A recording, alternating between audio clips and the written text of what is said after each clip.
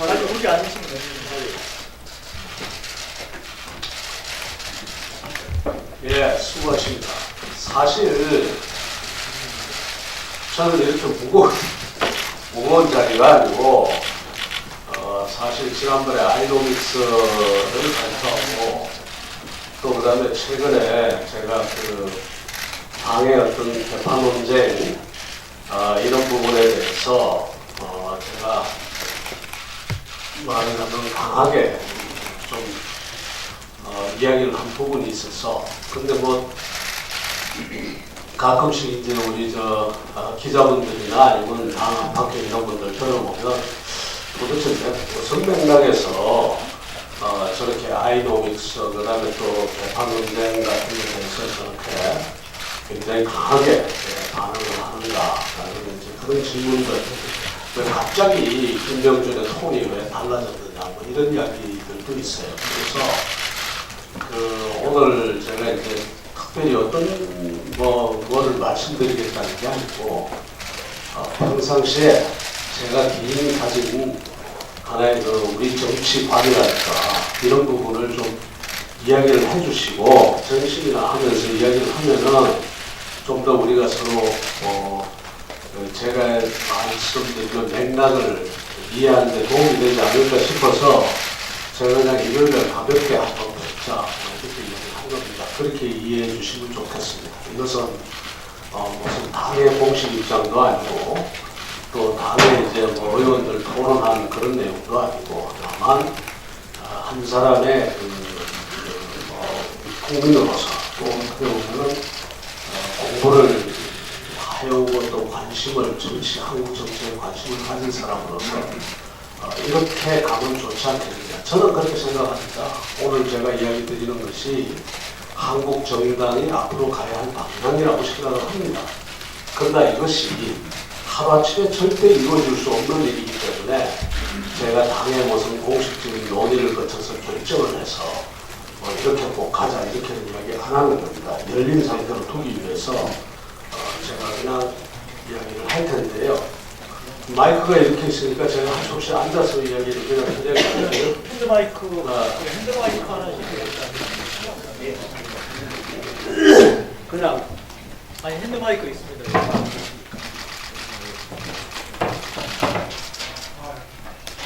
오늘 마이크를 앞에 좀 옮겨드려.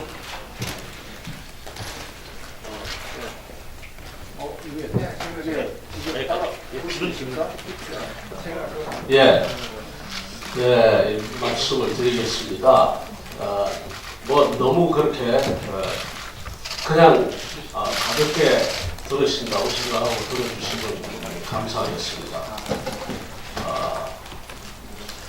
지금 이쪽에 이제 이런 생각을 해봅니다. 제 나름대로 우리가 지금 아이노믹스를 지금 이렇게 이야기를 했고 또 그 다음에 이제 아직 절차가 남아서 여러분들께 공개를 못 하고 있습니다만 이제 우리 그 외교 또 국방 관련 상임 소속 의원님들이나 또 다른 의원님들하고 이야기를 이제 마무리를 해서 당내 논의를 거쳐서 평화 이니셔티브 이 두 개를 내놓으려고 합니다. 이것은 당내 논의를 많이 거쳐서 발표를 했고 그러다 보니까 시간이 많이 걸리더라고요.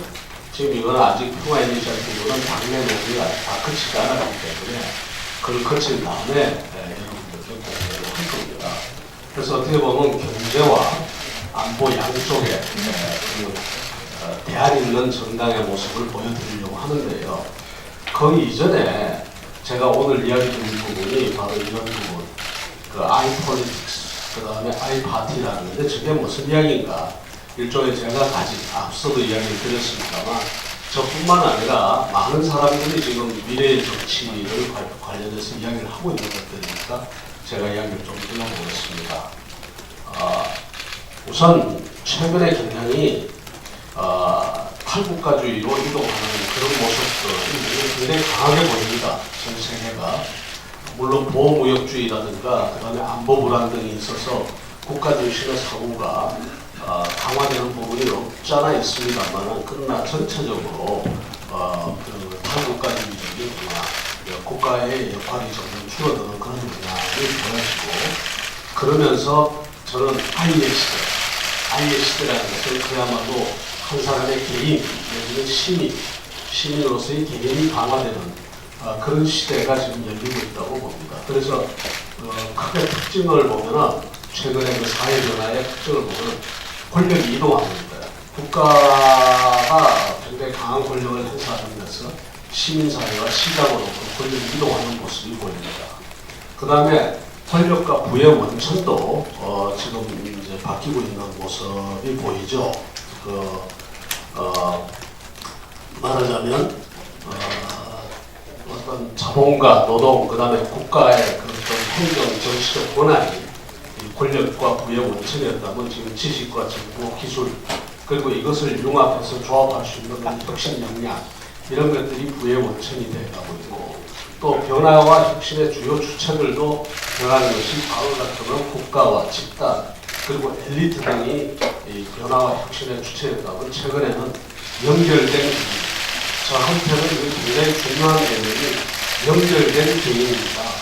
우리 사회가 시민사회의 권한이 한 사람 한 사람 커지면서 한 사람 한 사람의 역할이 굉장히 중시되고 그 한 사람 한 사람이 서로가 연결을 통해서 ICT 환경의 변화에 따라서 연결이 되면서 연결된 개인들이 서로가 개인과 개인이 연결하면서 각종의 혁신을 가능하게 하는 플랫폼을 만들고 조합을 만들고 하는 이런 모습들, 그러면서 혁신이 가속화되는 그런 과정이 지금 우리 눈에 띄인다고 볼 수 있습니다. 우리 사회에 얼마나 많은 플랫폼들이 수백만, 수천만 개의 플랫폼들이 지금도 곳곳에서 만들어지고 가고 있는 거죠. 그래서 이런 아이의 시대, 그 각자 국민의 한 사람 한 사람, 그리고 그 연결된 개인들이 플랫폼을 만들어서 우리 사회의 혁신을 주도하고 있는 이런 상황에서 국가는 어떤 모습을 보이고 있는가? 우선 여러 가지 모습을 보이겠습니다만 국가는 첫 번째로 의제 설정 능력이 굉장히 저하되고 있습니다. 이건 나중에 우리 지금 한국 실장을 드렸습니다. 기자들 다 가지고 있습니까? 그 보시면 아시겠습니다만 이게 의제 설정 능력이 뚝뚝 떨어집니다. 그러니까 관료적 타성에 의해서도 그렇고 정치적 모순에 의해서도 그렇고 문제를 문제로 인식하는 능력이 떨어진다는 거예요. 만약 예를 들어서 가장 대표적인 겁니다만 세월호 참사를 겪어도 세월호 참사를 겪었으면 당연히 안전 문제가 굉장히 강한 의제로 떠올라야 되고 그 안전 문제에 관한 만큼은 굉장히 높은 수준의 지금 담론이 형성되고 거기에 대한 해결책들이 나와야 되는데 세월호 참사만 있고 거기에 대한 책임 추궁을 했지 실제 우리 사회의 안전을 갖다 강화하기 위한 담론은 제대로 형성이 안 된단 말이에요. 정치적 담론이나 정책적 담론이 그런 거고 그것뿐만 아니라 일자리 문제가 이렇게 심각한데도 미래 먹거리 준비를 위한 산업구조 조정의 문제라든가 어떻게 하면 우리 사회의 지식 노동자와 지식 근로자들을 갖다 만들어내겠느냐 이런 논의들이 정책 의제로 지금 설정이 되지 않고 있는 거예요. 뚝뚝 떨어지고 있습니다. 의사결정 능력도 굉장히 저하됩니다. 의사결정 능력이 저하되는 건 대표적인 건 속도만 해도 과거에 비해서 이 사회변화가 굉장히 빠른 데 비해서 국가 수준의 의사결정 역량이 뚝뚝 떨어지고 있단 말이죠. 그래서 제가 늘 하는 이야기입니다만 공무원 책상에서 출발한 법안 하나가 행정부로부터 져서 국회를 통과해서 법안으로 완성될 때까지 제가 청와대에 있을 때 우리 그 청와대에서 계산한 판결이 있는데 그때 보니까 한 35개월이 걸립니다. 이런 속도로는 엘빈 토플러도 이야기를 하지만 이런 정부의 이런 속도로는 사회 변화를 따라갈 수가 없는 이런 일들이 벌어집니다. 그러다 보니까 어떤 문제가 발생하는가 그러다 보니까 국가가 제대로 따라가지 못하니까 대중영합주의로 갑니다. 목소리 큰 사람 쪽으로 문제를 제대로 의제 설정을 못하고 의사결정 능력도 저하되고 뭔가 안 좋아지니까 이 목소리 큰 사람 이야기를 따라가는 대중영합주의가 나타나고 그 다음에는 소위 사이다 리더십들이 나타나는 거예요. 뭔가 속 시원하게 풀어주는 한마디 딱 하고 그거 따라가는 그러니까 비합리적인 그러한 리더십들이 곳곳에서 등장을 합니다. 전혀 말하자면 문제 해결 능력이라든가 우리 사회의 변화에 대한 인식도 제대로 없으면서 어쩌다가 국민들 그냥 어떤 불만이나 불신이 높은 국민들에게 사이다 같은 발언을 한번 하면 그걸로 아주 리더십으로 등하는 그런 현상들이 등장한다. 그 다음에 권력을 잡은 집단은 점점 더 불안해지니까 그 권력을 공유하거나 나누려고 그러지 않고 자기들끼리 나누는 그런 패권주의가 성행을 하는 거예요. 그러다 보니까 전체적으로 언가버너빌리티, 말하자면 통치 곤란 현상이 일상화되고 결국 모든 정부가 이렇게 실패하는 이런 양상으로 우리 국가가 지금 가고 있다는 겁니다. 이런 부분에 있어서 이것은 상당히 큰 문제입니다. 그리고 이런 현상, 결과가 나타나면서 이 결과가 다시 현상을 악화시키고 그 현상이 다시 이런 결과를 나타나고 현상과 결과가 악순환되는 이런 구조로 지금 가고 있다. 이래가지고서는 대한민국의 미래를 우리가 제대로 말하자면 좋은 미래를 우리가 전망할 수가 없다. 그럼 뭐가 바뀌어야 되는가? 전 정치가 바뀌어야 된다고 봅니다.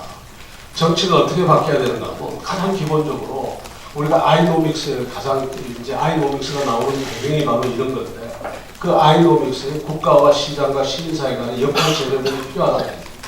국가는 되도록이면은 앞서 말씀드린 것처럼 어차피 우리 사회의 많은 문제들을 국가가 해결할 수가 없습니다. 그럼 어떻게 해야 되느냐? 시장과 시민사회의 역할을 키우는 수밖에 없다. 그리고 실제 그 창의적인 역량이나 이런 것이 시장과 시민사회가 국가보다도 훨씬 더 앞서가는 그런 양태를 보이니까 국가와 시민사회가 앞서가고 국가가 보완적 보충적 역할을 하는 구도로 빠져줘야 됩니다. 그러나 거기서 우리가 굉장히 중요한 것은 시장과 시민사회의 자율적인 조정 기능이나 통제 기능이 살아나 있어야 된다. 어떻게 하면 시장과 시민사회의 자율적 통제 기능과 조정 기능이 살아나게 할 것인가. 국가가 개입하지 않아도 이것이 공적인 이익을 위해서 기여할 수 있도록 하는 그런 조정 기제와 또 협력 기제, 통제 기제가 중요하다는 말씀을 제가 드리는 겁니다. 그래서 이 부분이 굉장히 중요하고 그 다음에 어차피 곳곳에서 굉장히 다양한 요구가 분출하고 있는 사회인 만큼 결정권이 분산될 필요가 있다고 생각합니다. 결정권이 분산된다는 것은 뭔가 행정인 결정권, 국회와 행정부와 입법부와 행정부와 사법부 간의 권한도 지금 행정부에 너무 치우쳐져 있고 대통령이 너무 치우쳐져 있다면 그것이 의회의 권한을 더 키우는 문제라든가 이런 부분도 아니면 의회뿐만 아니라 제3의 어떤 그 위원회라든가 이런 기구들의 그 권한을 키우는 이런 형태로 행적인 결정권의 분산이 굉장히 중요하고 그 다음에 종적인 측면에서도 결정권의 분산이 중요하다. 중앙정부와 지방정부 간에 또 지방정부와 지역 시민사회 간에 이런 그 종적인 부분에서의 결정권의 분산이 중요하고 그러면서 참여의 활성화와 기능화가 굉장히 중요하다. 그러니까 우리 개별 국민으로서 그 이 아이와 국가가 상식적으로 연결될 필요가 있다. 선거에 의해서만 연결되는 것이 아니라 어쩔 수 없이 지금 청와대 청원 게시판이라든가 아니면 여러 형태로 우리가 지금 이미 하고 있듯이 이것이 상식적으로 연결되는 그런 구도로 우리가 만들어 가야 된다는 겁니다. 그 다음에 오늘 제가 드리고 싶은 말씀이 바로 그런 점에서 바로 아이 파티에 관한 제 생각을 좀 이야기 드리려고 하는 겁니다. 앞서 말씀드린 것처럼 이것은 당내 논의를 거친 것도 아니고 그 다음에 무슨 당의 결정도 아니고 제가 최근에 개파와 관련돼서 하고 있는 그런 이야기의 배경이라고 이야기를 할 수가 있습니다. 아이 파티라는 것은 사회 변화가 이렇게 빠르게 변하고 특히 개인 중심에 그다음에 개인과 개인이 연결되면서 혁신을 만들어내는 그러면서 굉장히 빠른 변화가 우리 사회에서 일어나는 이런 구도에서는 정당은 어떻게 해야 된다? 그 정당은 살아남기 위해서라도 폐쇄적인 구도에서 개방적 구도로 가야 된다고 생각합니다. 그것이 바로 제가 네트워크 이야기를 하는 부분입니다. 말하자면 자유한국당이 보수정치는 보수정치의 네트워크를 확대하고 자유한국당이 그 가운데서 해야 되는데 중심성만 확보하면 된다고 하는 것이 우리가 이때까지 말하자면 당은 바깥에 있는 세력과 아니면 집단과 폐쇄적으로 존재하는 것이 아니라 유기적으로 연결되면서 보수정치 내지 우파정치의 네트워크를 강화해야 된다는 건데 여기 또 바로 네트워크와 연결을 중시하는 그런 정당, 개방형 정당으로 가야 되고 그 다음에 패권적이고 위계적인 구도에서 상호협력과 연결 중심의 수평적 구도로 가야 된다. 위계적 질서는 특히 굉장히 큰 문제를 나타냅니다. 그래서 제가 이 말씀을 꼭 드리고 싶습니다. 스티브 잡스의 이야기입니다.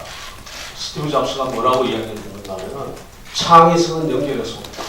창의성은 연결해서. 창의성만 연결해서 오는 것이 아닙니다. 오늘날은. 창의성만 아니라 열정도 연결해서 옵니다.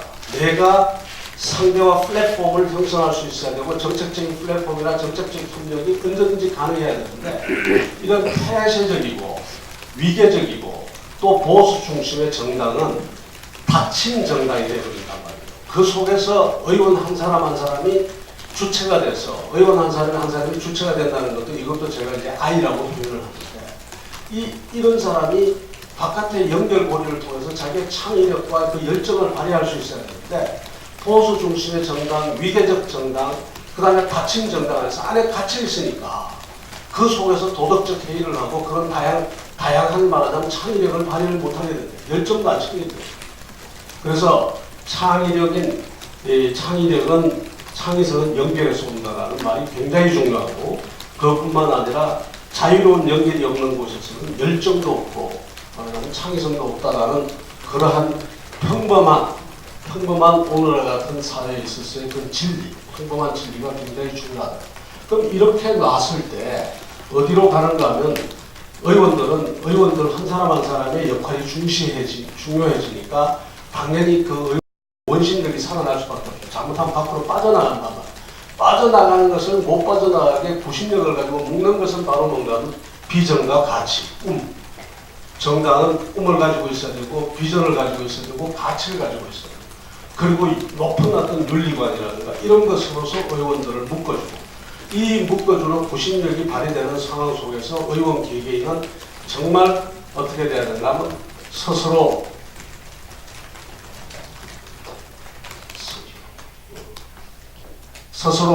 의원다움이 살아있어야 됩니다. 의원다움. 헌법기관으로서 의원다움이 살아있어야 됩니다. 지금은 개파 중심의 보수 중심의 그러한 구도 속에서 의원 한 사람 한 사람의 의원다움이 살아있지 못하다는 거예요. 그래서 살아있는 의원이 어떻게 돼야 되느냐. 정책 역량과 정보 역량, 혁신 역량, 정치 역량 등으로 무장합니다. 그래서 그 이렇게 무장한 의원 한 사람 한 사람이 서로가 연결고리를 정책적인 플랫폼을 형성하고 정책적인 연결을 하고 정책적인 조합을 하면서 우리 사회의 다양한 변화들을 수렴할 수 있는 그런 구도로 가야지 된다. 심지어는 뭔가 어떤 문제를 해결하기 위해서 이 당 안에 갇혀있을 뿐만 아니라 오히려 상대당에 있는 의원들과의 정책 플랫폼도 형성하면서 우리 사회의 문제를 해결해 나가야 된다. 그런 점에서 내 바깥에 있는 그런 외부에 흩어져 있는 사람들과의 연결 역량이 높은 의원이 우리가 필요한 의원이 아니냐. 다시 한번 이야기를 드립니다만 다양하고 자유로운 연결이 어려운 곳에서는 열정도 창의도가 창의성을 연결해서 온다는 말씀을 또 한 번 제가 드리고 싶은 겁니다. 그래서 이렇게 이런 정치를 통해서 이런 말하자면 경제에 있어서의 역시 개인과 개인의 그 연결이 중시되고 그 개인의 활력이 중시되는 아이노믹스와 또 한편으로는 이것은 국가의 영역으로 역시 이 개인의 자유를 그야말로 신장시킬 수 있는 그런 차원의 평화로운 내지는 평화 이니셔티브 이런 것이 중요한 것 아닌가 이렇게 이야기를 드립니다. 하나만 더 이야기를 제가 드리겠습니다. 다른 말씀이 아니라 저는 미리 말씀드린 것처럼 정치는 실현 가능한 꿈을 파는 일이라고 생각합니다. 꿈이 없는 정당은 정당이 아니고 꿈이 없는 정치인은 정치 지도자가 될 수가 없습니다. 그리고 그 꿈을 파는 것이 굉장히 중요하고 그 다음에 또 하나는 개파 중심의 보수 중심의 정치에서 우리가 벗어나야지 새로운 정당으로서 국민들에게 원하는 정치를 할 수 있을 겁니다. 그래서 저는 이 두 가지를 지금 오는데 하나는 꿈을 팔 수 있는 것, 실현 가능한 꿈을 가진 정당.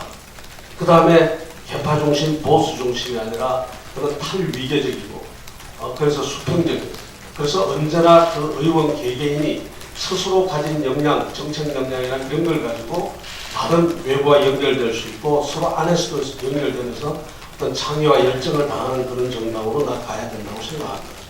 이런 점에서 보면 대한민국의 정당들은 제가 보기에는 아직은 다 병이 들어 있습니다. 환자예요. 어떻게 보면 환자입니다. 그것이 자유한국당을 이야기를 드리는 게 아니라 민주당도 그렇고 바른미래당도 다른 당도 혹시 기분 나쁘게 느낄지 모르겠습니다. 제가 보기에는 이러한 요건들을 충족시키지 못하는 일종의 병이 든 상태다. 꿈도 없고 실현 가능한 꿈을, 명확한 꿈을 가지고 있지도 않고 그 다음에 여전히 개파 중심, 보수 중심의 그러한 정치가 이루어져 있거든요.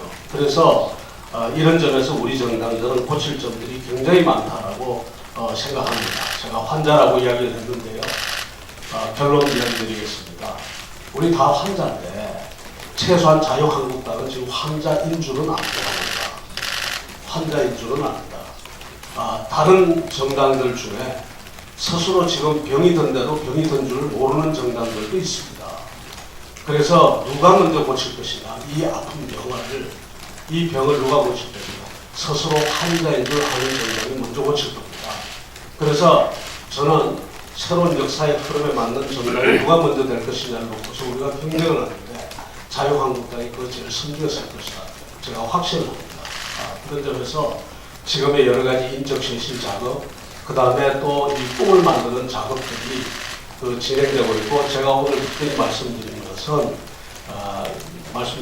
제가 왜 개파 논리에 대해서, 그 다음에 그런 보수 중심의 정치 그런 행태에 대해서 강하게 반응하고 이것이 어떻게 하든지 완화되어야 된다라고 이야기를 드리는지 그 배경을 좀 설명을 드렸습니다. 예, 오늘 요 정도 제가 말씀드리고 어떤 말씀 나누겠습니다. 누가 점심 먹으면서 하셔도 좋고, 뭐 아니면 지금 하셔도 좋고. 아니 마이크 저쪽으로 갖고 와요. 마이크 이쪽으로. 이쪽으로 오시죠. 위원장님, 제가 지금 네. 그냥 말씀드릴게요. 가까우니까. 한국당 계시면 답변드리겠습니다. 최근에 김무성 전 대표님하고 또 최경환 의원님하고 서울구치소에서 면회하신 거 아마 부산에 보셨을 거라고 생각하고, 최근에 또 위원장님께서 홍교안 전 총리를 만난 걸로도 또 많이 알려져 있습니다. 이러한 여러 가지 동행을 넘나든 이런 연단의 만남들에 대해서 어떻게 평가하시는지, 이런 것들이 파송사의 노력과도 감각이가 있다고 생각하시는지 궁금합니다. 예, 저는 그렇게 생각합니다. 우선 참 사실관계를 이야기하고 황교안 총리 뵌 지는 좀 됐고요, 시간이. 한 번 딱 만났는데 그 뒤로는 제가 만나지 않았다는 말씀드리고요. 그 다음에 지금 그렇게 서로 말하자면 과거에 개파를 달리했던 분들이 만나는 것은 일종의 개파 청산이라는 그런 측면에서 저는 긍정적이라고 봅니다. 그래서 그런 분들끼리 이야기가 잘 됐으면 좋겠고요. 근데 제가 하나 꼭 말씀드리고 싶은 것은 대부분 그런 이야기를 드릴 때 뭐라고 하는가 하면 통합을 이야기를 합니다. 통합이 이제 그 통합이 그런 통합이 돼서는 똘똘 뭉치는 통합이 돼서는 저는 안 된다고 생각합니다. 뭔가 하면 그 통합이라고 하는 것은 그야말로 개파가 청산되면서 그 속에서 개별 의원들이 아까 제가 말씀드린 의원다운 자유롭고 자율적인 활동을 할 수 있는 그런 체제가 전제가 된 통합, 이런 측면에서 통합을 저는 이야기하고 싶은데, 그런 점에서 저는 상당히 긍정적이고 바람직한 일이라고 봅니다. 연합뉴스 이야기인데요. 브리핑하신 거 들어보면 개파를 타파해야 된다는 건 무슨 말인지 아는 거고, 단지 말씀하신 거 들어보면 어떻게 타파해야 될지에 대한 방법론이 지금 전혀 들어가 있지 않거든요. 한국당에서 개파가 문제라는 건 모든 사람이 다 알고 있는 사실인데, 위원장님께서 이렇게 되게 고단편론을 얘기하시는데 실질적으로 어떻게 해야지 개파를 타파해야 될지, 예를 들어서 이제 이렇게 이야기를 해놓으면 그 다음에는 이제 그래서 아까 제가 말씀드렸죠. 이제 세부적인 개혁 작업들이 이런 맥락에서 이루어져야 된단 말이에요. 그렇다 보면 이제 공천제도의 변화라든가, 그 다음에 이제 당원들의 권리를 어떻게 신장시켜서 말하자면 그런 개파주의를 막을 수 있는 장치들을 마련하겠느냐, 이런 데 대한 고민들이 이제 녹아나야죠.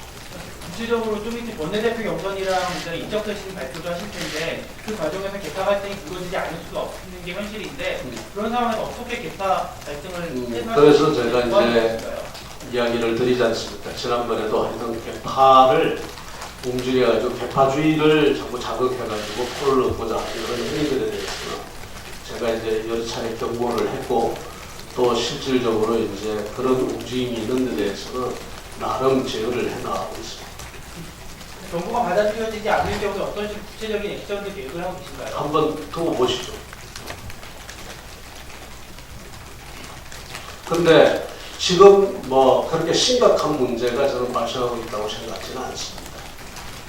이제 다들 전부 개파주의를 청산한다는 데 대해서는 다들 큰 동의가 이루어져 있고 다들 조심을 하고 있고요. 다만 일부 이제 일탈적인 행위들이 뭐 조금씩 보이는데 그런 부분에 대해서는 뭐 며칠 더 두고 보시죠. 위원장님 그러면 그때 이런 개파주의에 대해서는 당협위원장 박탈 등으로 그 조치를 취할 수 있다고 말씀하셨는데 그걸 강행하는 시기는 지금 언제쯤으로 보고 계신지. 당협위원장 교체. 예. 실제로 우리 사무총장께서 이야기를 하셨죠. 그때 12월 중순 안팎 이 되겠죠. 그 총장님 그럼 규모는 어느 정도? 제일 궁금한 게 그런 예, 사무총장입니다. 그 규모와 내용은 제가 누차 말씀드린 대로 외부 인사들 뜻을 최대한 존중하면서 그것이 국민들이 수용 가능한 규모와 내용이 되지 않을까 싶습니다. 이왕 제가 오늘 일요일 날 우리 기자분들 오셨으니까 그 말씀을 하나 드리고 싶습니다. 저희는 이번 공천심사를 하면서 당연히 상대 분석에 아주 심혈을 기울이고 있습니다. 각 전국의 253개 당협에 우리 주로 여당의 당협위원장들 또 정치 경력, 사회 경력에 대해서 유심히 저희가 매우 세심하게 살피고 있습니다. 저는 그걸 통해서 왜 문재인 정부가 이러한 방향으로 나아가는지에 대해서 짐작하고 남은 그런 결과들을 얻었다는 걸 말씀드립니다. 결국 이 일은 사람들이 모여서 이 정권의 핵심을 이루고 그 정권의 핵심들이 여러 네트워크를 통해서 그 사람들 지지 기반들과 연결되게 마련인데 저희는 하여튼 나중에 종합해서 말씀드릴 기회가 있겠지만 이 사람들이 왜 이런 방향으로 나아갈 수밖에 없는지 모든 국민들이 절대 안 된다고 그러는데 다음에 실패로 이 확정되었음에도 불구하고 방향 전환을 하지 않는지에 대해서 저희가 짐작하다가 이 사실로 확인하는 이런 작업들을 하고 있다는 점을 말씀드립니다. 또한 그에 비해서 우리 자유한국당의 그 인재 충원 구조가 정말 취약했구나라고 하는 것들을 우리 외부 인사들이 뼈저리게 느끼고 계시는 것 같습니다. 이런 것들이 다 뭉뚱그려져서 우리 인적 혁신의 기준이 되고 그렇다고 해서 저희가 이번 조항특위가 그 인적 혁신과 인재 충원 구조에 대한 재설계 전부를 다 할 수는 없습니다. 특히 인적 충원 구조의 재설계는 우리 이 보수우파 정당 자유한국당으로서는 반드시 해내야 할 일이라고 생각합니다. 따라서 이번 조항특위 활동 이후에 새로운 당 지도부는 예전 방식, 개파와 명망과 중심 방식의 인적 충원 구조 정말로 이 저쪽 민주당이 해왔던 이런 인재 충원 구조하고 대결해서 정말 패배할 수밖에 없다라는 것을 깨닫고 이 문제에 대한 새로운 재설계가 필요하다는 것을 느끼고 있다. 이 정도까지만 말씀드리겠습니다. 다음은 우리 하나만 더 여쭤볼게요. 위원장님, 아시아투데이 정세희 기자인데요. 그 비대위 중진원 연석회의나 이제 수선 수선원들 그 비공개문 중에서 원대 선거 날짜를 확정해달라는 요구가 계속 있는데요. 이제 공무원을 갖고 있는 비대위원장님께서 경선 날짜에 대한 생각이 구체적으로 어떻게 갖고 있으신지. 당규를 벗어나지 않게 당규를 어기는 일이 하여튼 그런 일이 발생하지 않도록 최선을 다할 것입니다. 그리고 어쨌든 예산안에 이제 통과하는 그런 문제도 있고, 그 다음에 또 의원들의 요구도 있으니까 그 둘 사이에서 지금 제가 그 상황을 보고 있습니다. 그러나 기본적으로는 하여튼 그 당교가 정한 날짜를 벗어나지 않도록 한다는 하기 위해서 지금 나름 관심을 기울이고 있습니다.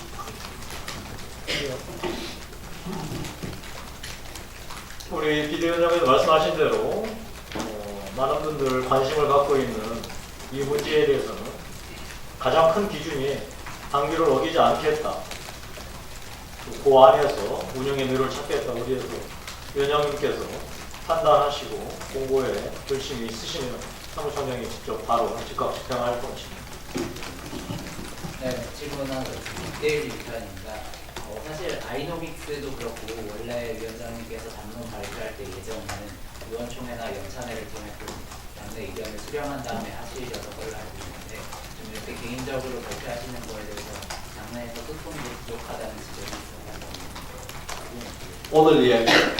오늘 얘기도 그렇고 오늘 이야기는 아이노믹스는 의원들께 이제 이리저리 이제 많은 개별적인 접촉을 많이 했는데 여러 가지 뭐 국정감사 뭐 등등에서 의원총회에서 보고하기가 적절치 않았어요. 근데 어쨌든 보고가 다 됐고 그리고 지금 저 평화이니셔티브 마찬가지예요. 저것도 그냥 발표는 안 할 겁니다. 저것도 최소한 그 외통이나 그다음에 국방위 수석 의원님들하고 간담회 다 하고 그렇게 발표를 할 거고요. 그다음에 또 당내의 주요한 위치에 계신 분들하고도 다 상의를 하고 발표를 할 겁니다. 그리고 오늘은 아까 이야기를 하셨듯이 어떻게 보면 오담중론이죠. 그러나 한 번은 기자들께서 제 입장에서는 왜 저 사람이 저렇게 강하게 이 개파 문제라든가 그 다음에 보수 정치의 문제에 대해서 강하게 하느냐. 그래서 제가 드리는 말씀은 그거 하나입니다.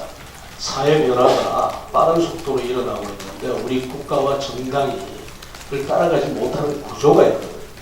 그 구조에 대한 문제를 제기하고 앞으로 아마 지금 내 생각에는 한국의 정당이 결국은 제가 이야기하는 방향으로 갈 수밖에 없을 것이라고 봐요.